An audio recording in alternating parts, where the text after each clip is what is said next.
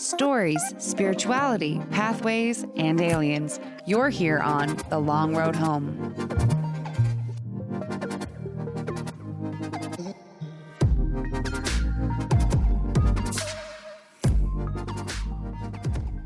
You know, I'm just really, really happy that things are back to normal here in the United States. I know, right? It just, everything It's almost feels like nothing right. bad happened here. We're just right back to where we used to be. I'm real excited to just move on with my life and forget about this election. And Forget about 2020. Forget that it ever happened. Exactly. That all this rage that's built up inside of me the past 4 years, it just never existed. And never happened. It's been really nice here, guys. Moving on. Yeah, welcome to another episode of The Long Road Home. We're glad you're here today, guys. We've got a good one for you. In case you didn't understand, nothing has changed. Please keep wearing your masks. Thank you. Yep, Apocalypse Radio. Still what we're calling it. We are here live from the bunker. We have a lot of moths in our house right now. Dude, what is up with the moths? I thought that we I got don't know. them out. It's very I don't know what happened. unsettling. They I don't just like came out of nowhere. All of a sudden, we had a bunch of moths in our kitchen, and we thought that we had cleared them all out. And surprise! This morning, they're all back somehow. Yeah, they just keep coming. It's very awful. I hate it. I'm so sick of seeing moths in my house right now. If you guys know how to get rid of moths, let us know. Email thelrhshow@gmail.com. Hopefully, they hate lavender and Yeah, Emily found a little recipe she's been rosemary throwing at 'em. and cloves. We're gonna give it the old natural try before we murder these moths. I don't know. I've murdered a lot of them already. Oh no! Angrily started I've been- swiping. I've been trying to There's that many nicely of 'em. usher them out the door, but at what point? There's that many of them that I'm furiously swiping at the air in our house right now. It's stupid. I hate it. I don't know where they came from. I did hear something today though that they come in a lot of times from egg particles in the air, something like that. That's where that's how flies get on meat and stuff, even when it's not been outside. Like maggots. Like maggots. I don't know if moths work the same way. I don't know if any of that's true. Apocalypse Radio. Okay. Speaking of moths. But yeah, I think maybe they just sensed what we wanted to talk about this week. Yeah, I'm very excited. They knew that it was a special anniversary. Yeah, this week marks the anniversary of the very first sighting of the Mothman. Dun dun dun. I'm so happy that we're covering this. I love Mothman. I think we both love Mothman. I do. I love me a good Mothman story. I'm definitely a believer. I think he's trying to communicate with us. I want to know. what he has to say. He's got something to say. That's for sure. Weirdly enough, there's not as much information on the initial sightings as I thought there would be. For as well as we know Mothman, yeah, the internet doesn't seem to know him quite as well. I really, really was taken aback. I had no idea. I thought that I would go on there and there would be a plethora of stories and firsthand accounts. But really, after those first couple of sightings, things become very hard to find. Well, I think we really have to put our nose in the books if we want to learn even more about Mothman. There's definitely some books out there, but they're hefty. Yeah, we need someone who has dedicated his life to drinking Diet Coke in his office and just calling everyone in West Virginia about the Mothman. Y'all, I'm not even kidding. I found a 1,200-page book on Mothman. Yeah, that's a lot. I love you guys. I love this podcast, but ain't nobody got time for that. Not me. Not me either. Yeah, there are a lot of very intense books out there that you can go read about the Mothman. I personally didn't read any of those. I found most of my stuff on the internet. And honestly, there's a lot of the same stuff out there. But we kind of compiled everything that we could, and we've got it here for you today. Let's go ahead and dive in. If you don't already know, Mothman is typically described as a bipedal winged humanoid. Despite his name, which was given to him by newspapers, he is in no way moth-like and has an appearance more like that of a large humanoid owl. His coloration varies from black, gray, to even brown, although it's usually the darker shades. He is often reported to be about 7 feet tall, with a wingspan of about 10 to 15 feet or more. Plus, he has the ability to fly at up to speeds of 100 miles an hour, which is crazy fast. That's faster than a cheetah. This creature also seemed to have foretold a terrible accident that occurred in 1967 when the Silver Bridge in Point Pleasant, West Virginia collapsed, killing 46 people. The first Mothman sightings occurred near the small town of Point Pleasant, West Virginia in 1966. On November 12th of that year, 5 men in the nearby town of Clendenin were digging a grave when they reported seeing a brown, man-like, shadowy figure fly over their heads from a nearby tree. I can't imagine how scary that must have been, to be digging a grave and look up and you see the devil himself. Yeah. Hail Satan, baby! Flying over top of you. Especially in West Virginia. I bet those people literally piss their pants. So this first sighting sort of just got blown over. The sheriff told him it wasn't anything, not to worry about it. The sheriff, I don't know if, I'm assuming he's dead, but as far as I know, he was convinced it was just a sandbill crane the whole time. No matter what anyone told him, he said sandbill crane. He called them like shit pokes or something like that. It's I don't know if they're the same thing, but he kept referring to a shit poke. I don't know what that is. Aren't they a totally different color? Well, and shape? Sandhill cranes have big red circles around their eyes. Okay. Yeah, but then aren't they also white? Yes. Oh, I guess it's something I forgot to mention in his description. He does have very large red eyes. He's either described as not having a head with the eyes sitting where the shoulders would be, or whatever. If he does have a head, he's still got the big red football-sized eyes sticking off of him. 3 days later, on November 15th, two young couples, Roger and Linda Scarberry and Steve and Mary Mallett, told police they were chased in their car by a black figure with a 10-foot wingspan and glowing red eyes. This also happened near Point Pleasant and by a former World War II munitions site called the TNT area. The TNT area is the former West Virginia Ordnance Works from World War II, located in Mason County, about 7 miles north of Point Pleasant, West Virginia. It's now called the McClintock Wildlife Management Area. Located on over 3,000 acres, the wildlife management area is occupied by 600 acres of farmland, 180 acres of wetland, 1,100 acres of brushland, and 1,700 acres of hardwood forest. There's a little bit more information here on what the land is used for. It's not important. We're talking about Mothman. Right, exactly. Besides all of the practical things that the area is used for. To hell with that land. It's also a haven for partying teenagers, and it's where many people saw the creature now dubbed the Mothman. Yeah, so this area was more known as a lover's lane at the time. But yeah, it's the history of the TNT area seems pretty terrible. I've read a lot of different stuff about purported like leaks of chemicals and stuff into the ground in the area from the munitions. Apparently, it was one of the most polluted places in the country back then after World War II. Yeah, disgusting. So that's kind of interesting, though. Maybe everyone's just like high off waste fumes. Off fumes. One time when I was in high school, we sealed the barn roof with like this. It's called sealer, I guess, and it's got this real shiny look to it. And then we just burned the barrel, and we cooked marshmallows over the top of it. And I think about that sometimes. The barrel of the sealant? Yeah. Like you and your family burned Yeah, it. me and just everyone just sitting around the barrel. And cooked over it. Yeah, with marshmallows. Yeah. And did y'all have like warm, fuzzy feelings? Honestly, it was a while ago. I didn't turn into Mothman, though. That's all I know. Oh, you're saying, okay, I was saying that the waste was contributing to the sightings, meaning that everyone was like high off of waste fumes and saw Mothman. But you're saying that it's more of a Spider-Man situation. It could be a here, Spider-Man scenario. That there was a moth, waste, and a man fell into the mixture and their DNA got crossed. I understand, and I like it, and we're going and then with he could this tell theory. the future, just like that fucking show. What is it called? The guy that could see the dead people, and he tries to prevent their deaths. I don't remember. Sixth Sense? No, I don't remember what it's called. I'll look it up, and I'm sure my brain will trigger it, and I'll shout it later. Oh, I do have this newspaper clipping I got from newsclippings.com that actually has the quote from the two couples that saw the Mothman at the TNT area. Okay, let's hear it. I'm going to do this in a West Virginia accent. We told y'all this was coming. We came over a little rise in the road out near the old flour plant when we saw... Flower. God damn it. You got it. We came over a little rise in the road out near the old power plant when we saw the eyes over in the bushes. They glowed red and they were 6 inches apart, Mallett said. They all saw it, the eyes glowing weirdly in the bush. Mallett, a hunter since he was 6, brushed it off as a coon or another animal. And now that's how you know it's West Virginia, because they just wrote coon. Then they steered their car out of the maze of dirt roads and fish ponds, which make up the McClintock Wildlife Station.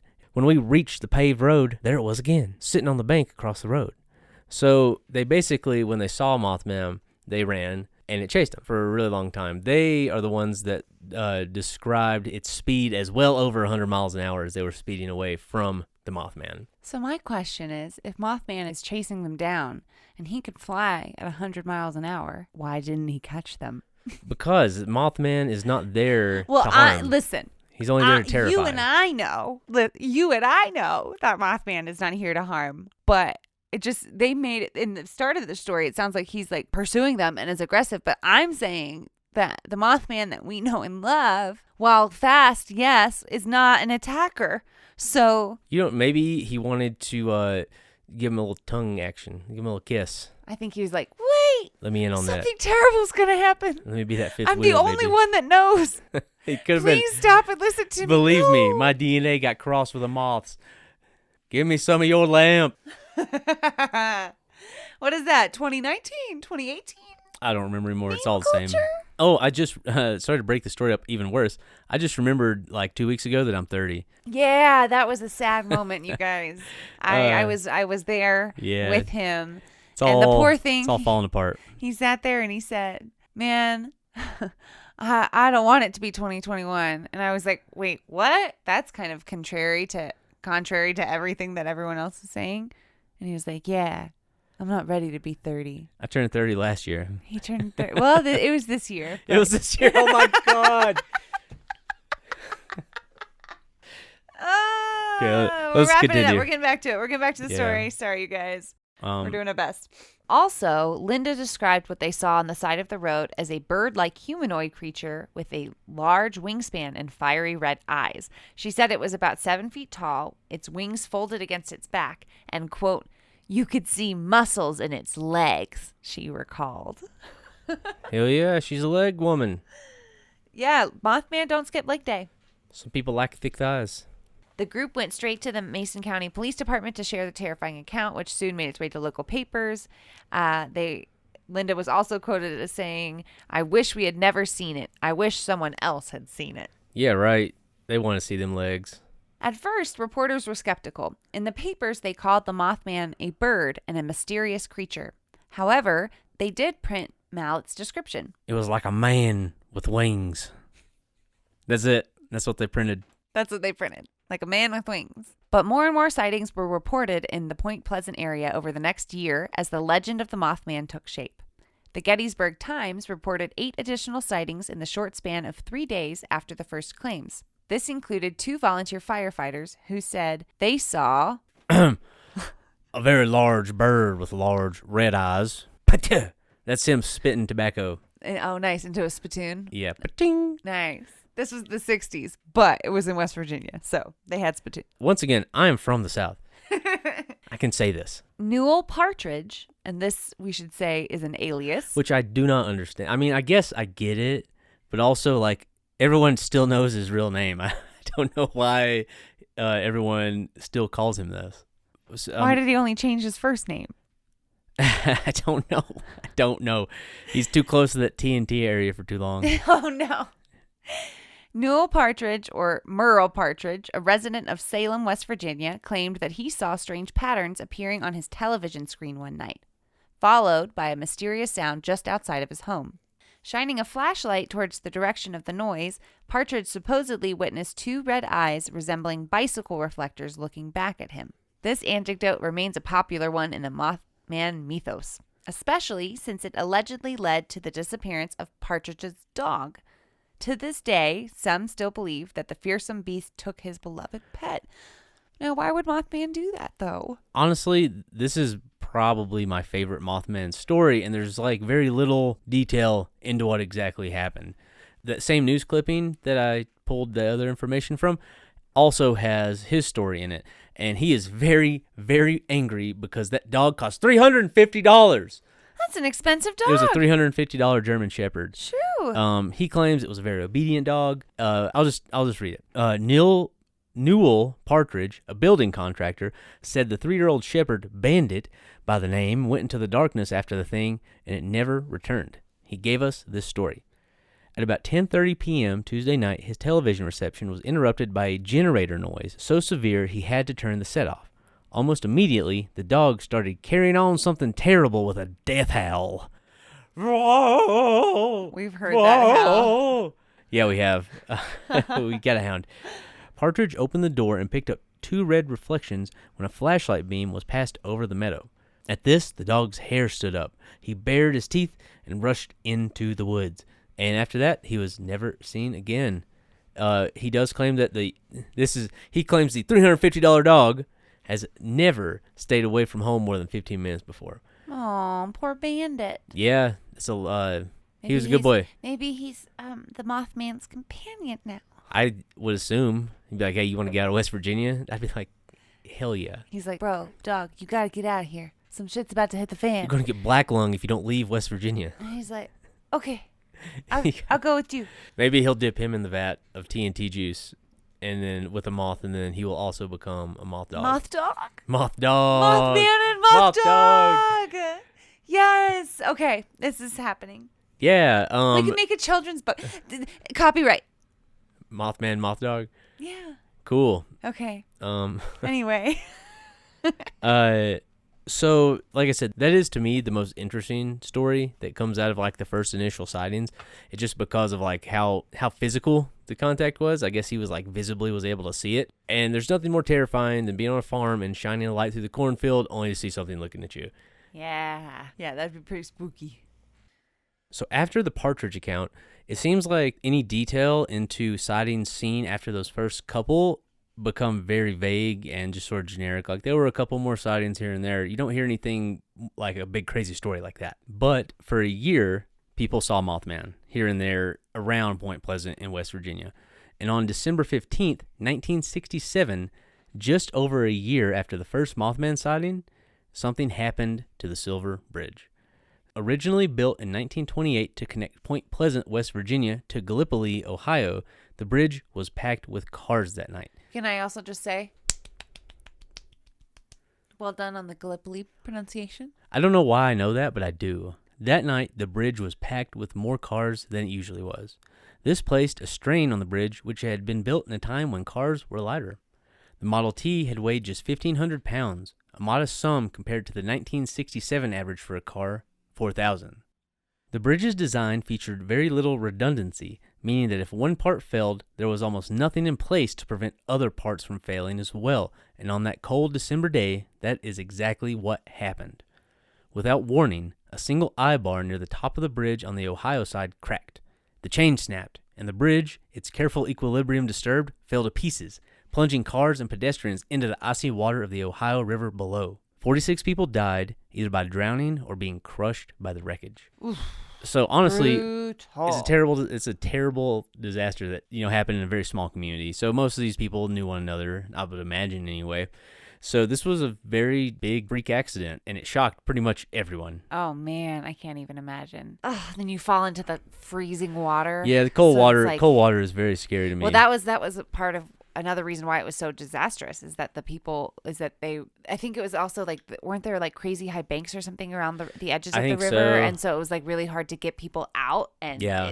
So then more people passed because they just got stuck in the freezing river. Ugh. Yeah. Ugh. And somewhere deep in the night, Mothman was going, "I told you so. You should have listened. I tried to warn you. No one ever listens to Mothman.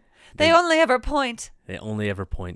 Some in town began to think that the Mothman sightings were no coincidence, and that what were initially thought of as paranormal events were actually an omen of what was to come.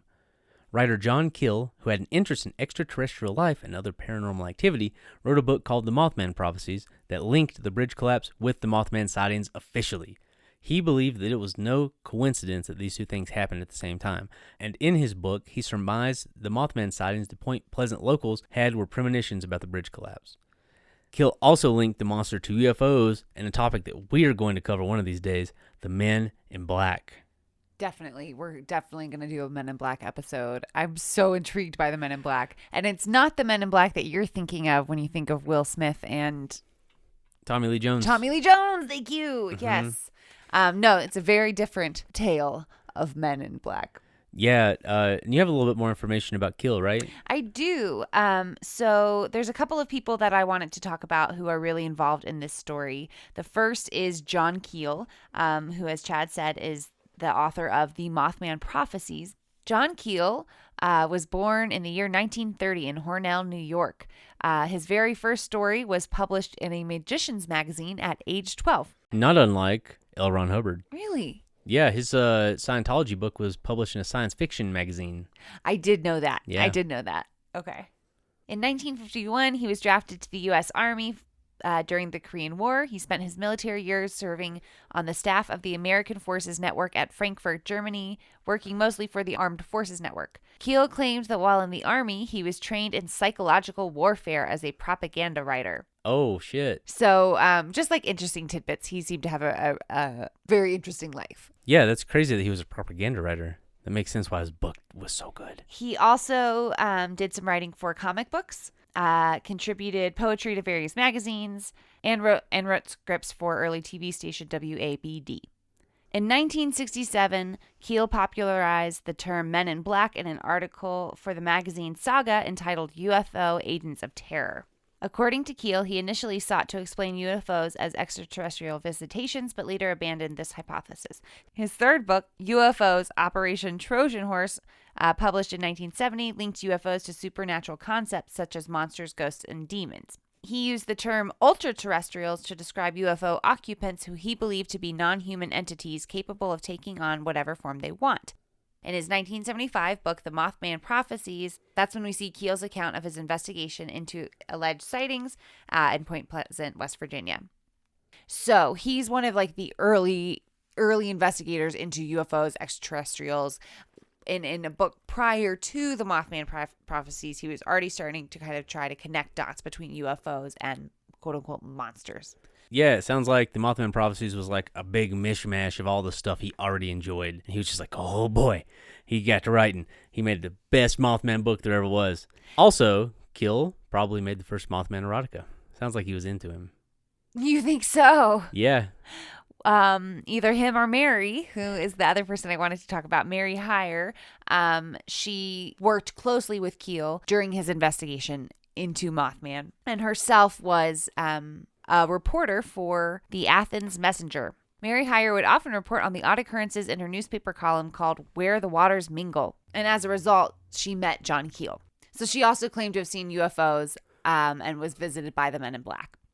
Mary was often relentless in her endeavor to report the strange phenomenon going on in Point Pleasant. Some believe this led to the Men in Black paying regular scheduled visits to her office in attempts to putting a stop to her releasing newspaper reports. So again, we're not going to get super into it, but the theory is that the Men in Black came to her to kind of try to stop her from reporting on the Mothman. That's typically what they are sent here to do. I know, and I didn't want to get too much into it because I know that that's like a whole other episode, but I kind of wanted to touch on it because it's just so strange to me that these stories are intertwined. Well, yeah, it sounds like they held the belief, and I haven't read the book that he wrote, but it seems like they held the belief that Mothman was much less of a cryptid and more of a alien entity. That's definitely where they were going with this, I think. Well, the cover of his book is really strange. It doesn't really, I mean, I guess it kind of looks like what everyone describes the Mothman as in some aspects, but it's like the dude, it's just like a chiseled man with bat wings. He's like a demigod. Yeah, he's got those thick thighs, though.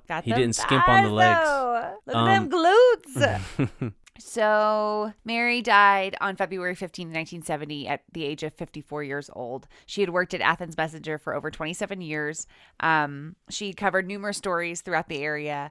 And in 1975, John Keel dedicated his book, The Mothman Prophecies, to Mary Heyer and the people of West Virginia.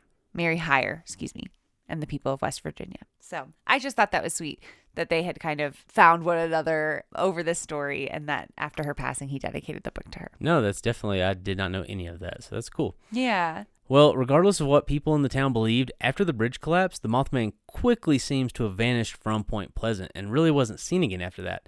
So the Mothman would have faded away if it hadn't been for Keel's book, which brought renewed attention to the creature and honestly sparked a huge surge in interest. Eventually, that book was turned into a movie that features Richard Greer and Laura Linney, and that brought the Mothman back into the spotlight even further. I really enjoyed the Mothman Prophecies when I saw it when I was, 12?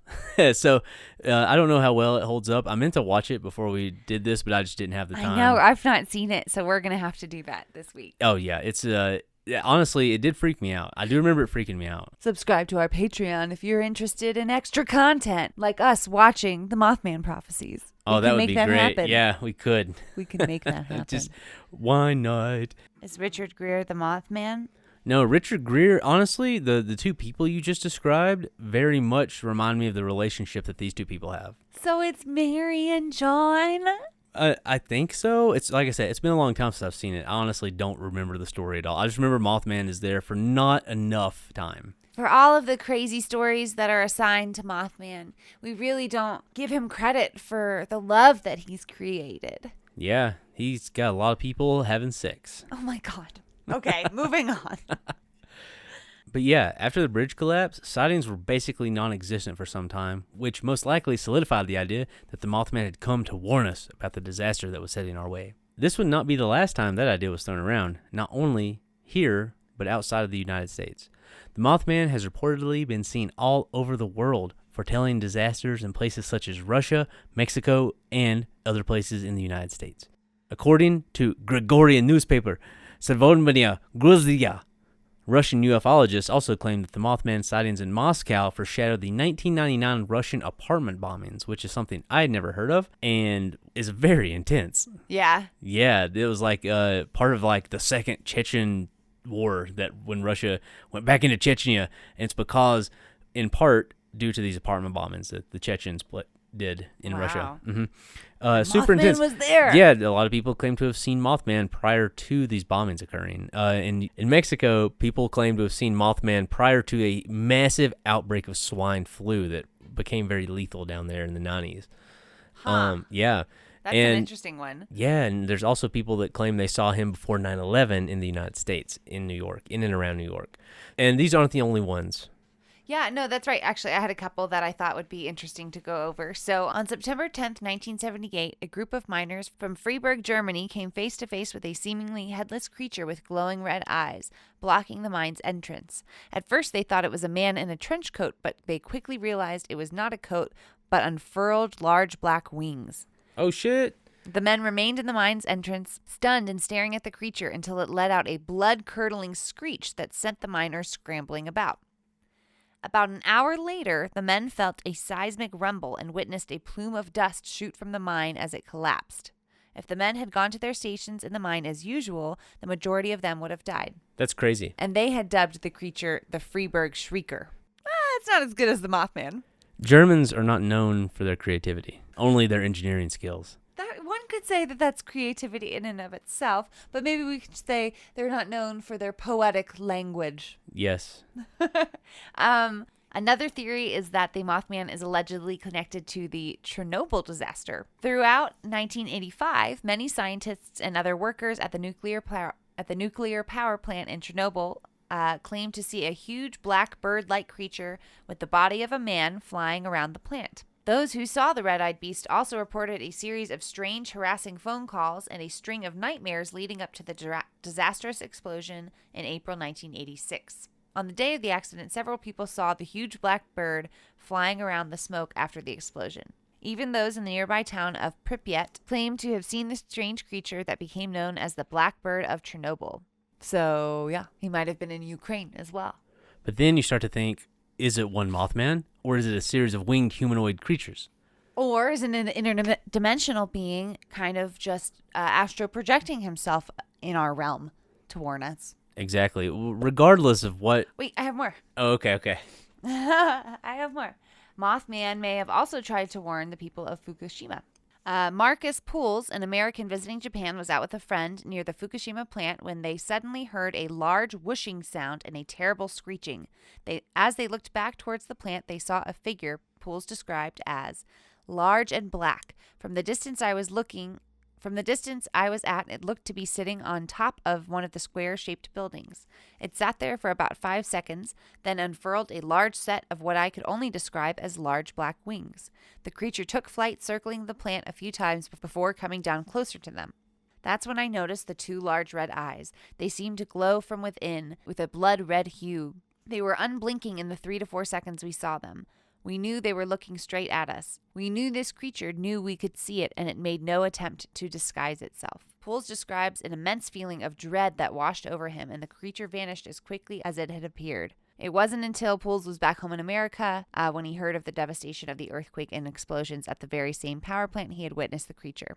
So there's more, but we don't have to get into that many more. I mean, It's could go on interesting to for a me little while. how similar all the encounters seem to be.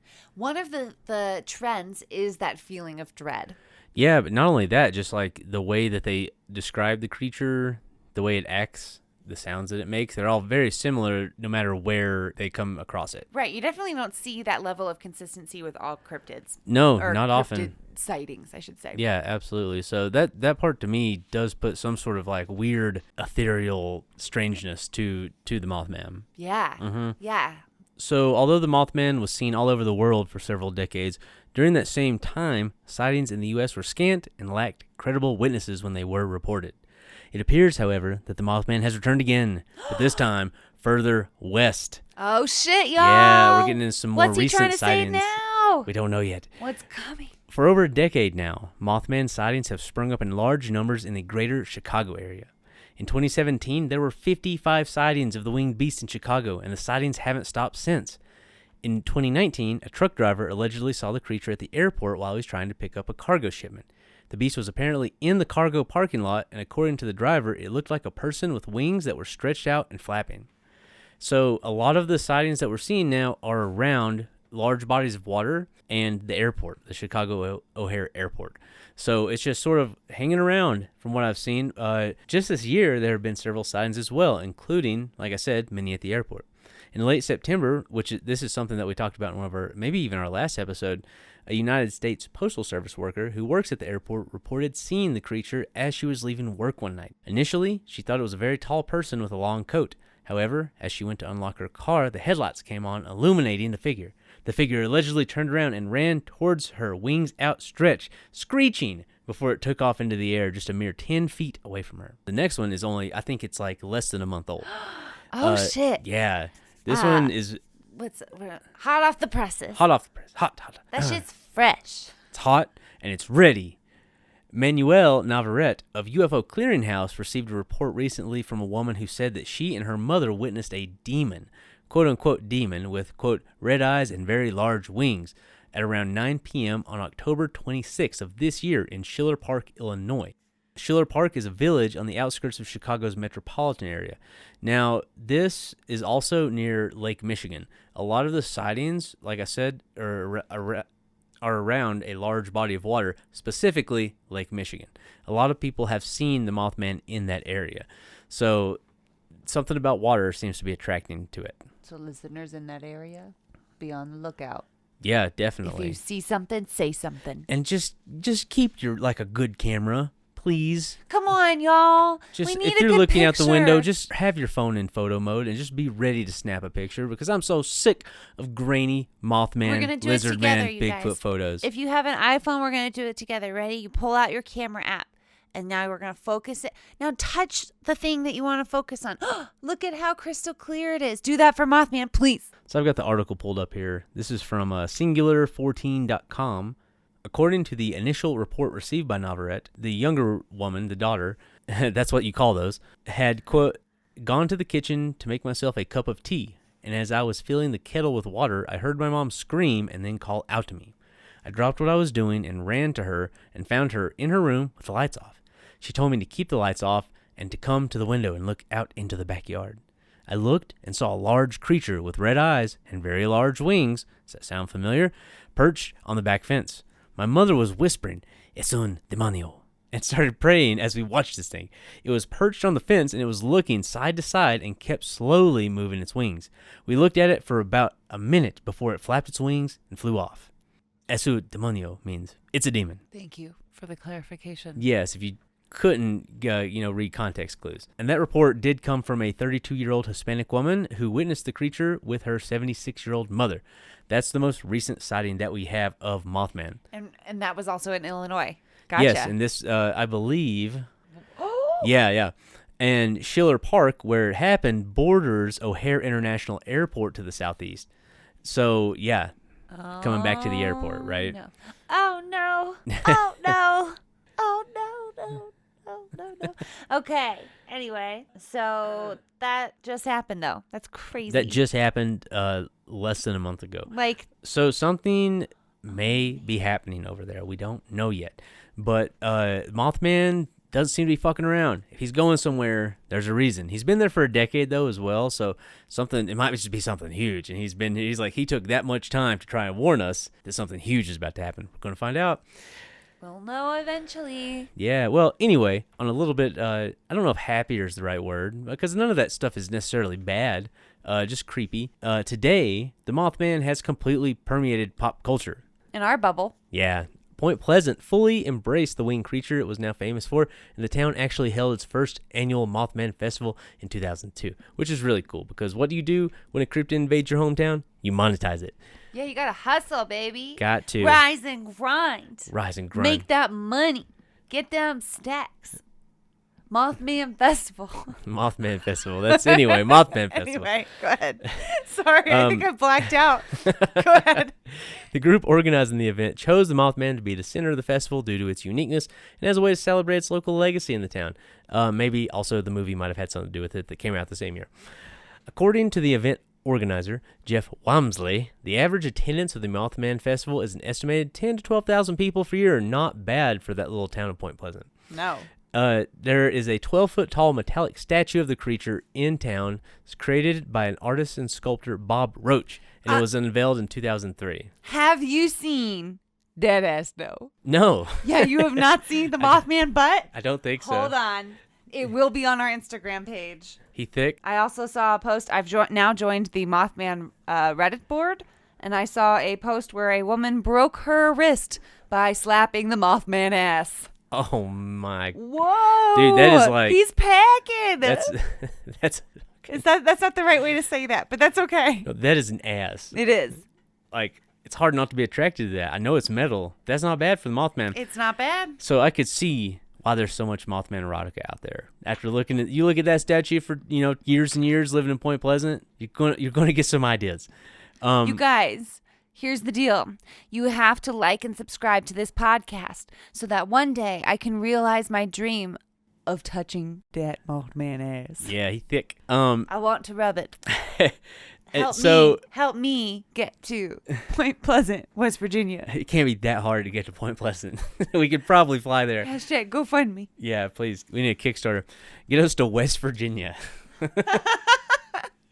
Okay. Sorry. So the statue is actually supposed to be 20 feet tall, but for some reason they couldn't get the funding together for it, and that's why his eyes don't light up. His eyes were supposed to be like big red flaming balls. Like the one like the Denver Bronco. Yes, which is terrifying. It is. They also have a Mothman Museum and Research Center that opened in 2005. I'd like to know how much research is happening there.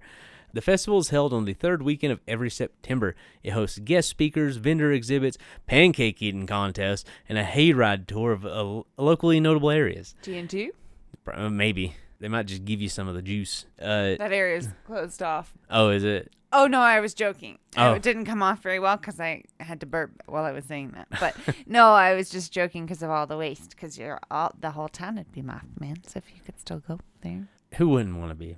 My last highlight is that in June of 2020, a petition was started to replace all Confederate statues in the United States with statues of Mothman. Yes! That's something that I can get behind. History, not... what is it? Yeah, history, not heritage. I want Mothmans everywhere. As far as the eye can see. I want everyone to know the name Mothman. As of July 2020, the petition has garnered over 2,000 signatures. 2002, after this podcast is released, at least. At least. Mm-hmm. And yeah, that's pretty much where the Mothman story ends for us. I think we're going to leave you with a quote from one of the locals of Point Pleasant. So, as I said earlier, I have joined the Mothman Reddit board, and there's a lot of great discussions, a lot of fan art and fan fiction happening there if you want to go check it out. But one of the discussions that I came across was talking about how some people claim to be cursed after receiving a visit from the Mothman, or they have really, really bad luck. So a local from Point Pleasant had to say this: "Too long to go into it, but it's as real as a bowling ball. Many folks I know have seen it. They've all had problems with bad luck afterwards. The first time I saw it, I was tossed out of my home a few days later and had to run off to my grandparent. That had never happened before. This idea that we're the only ones here is insanely naive. If we crawled out of the primordial ooze then there are things, not us, that have possibly been around for millennia or longer. Many religions talk about these creatures, and some have had active campaigns to hunt them. That's the end of the quote. That's the end. I was going to be like, that's some very wise words coming out of Point Pleasant until, we used to hunt those things. That's from John J. 23. All right. Well, thank you, sir. Thanks, we John appreciate J. it. And that's Mothman, everyone. Thank you guys for listening. I really want one of these books now, and I want to come back to this subject later when I have even more knowledge about it. Well, I definitely think that we're going to have to dive into this factoid book. There's a lot of interesting newspaper clippings and like That's family cool. photos really and cool. stuff. So we'll have to dive into it more. And we'll keep y'all posted. Yeah, once we get it, we'll definitely do it sort of a recap. Well, before we go, I did want to say, like we said, this most recent Mothman story is from about 3 weeks ago. So keep your ear to the ground, fellow listeners, or fellow Long Road homesters. LRHers? Yeah, keep your ear to the ground, LRHers, and let us know if you hear of any other Mothman stories flying around out there. Yeah, regardless of what you want to believe about Mothman, he is and has been here to stay. He's as real as a bowling ball. Absolutely. Once again, thank you guys for listening. If you have a story about Mothman, or you have a question or a comment about something you've heard on any of our episodes, please email us at thelrhshow@gmail.com. You can also reach us on Twitter and Instagram at _LRH_pod and at Facebook at @TheLRHpod. And finally, you can find us on Patreon at patreon.com/thelrhpodcast. The Patreon gives you access to special merch, a couple of additional things that we'll be trying to do every month, and a Discord where we'll try to post some of the news articles that we're getting our information from and silly pictures and stuff like that. So be sure to check that out. Get that exclusive content. Yeah. Well, folks, that's it for Mothman in this week's episode. We're going to be coming back next week with something a little bit more... A spooky seasonal. Yeah.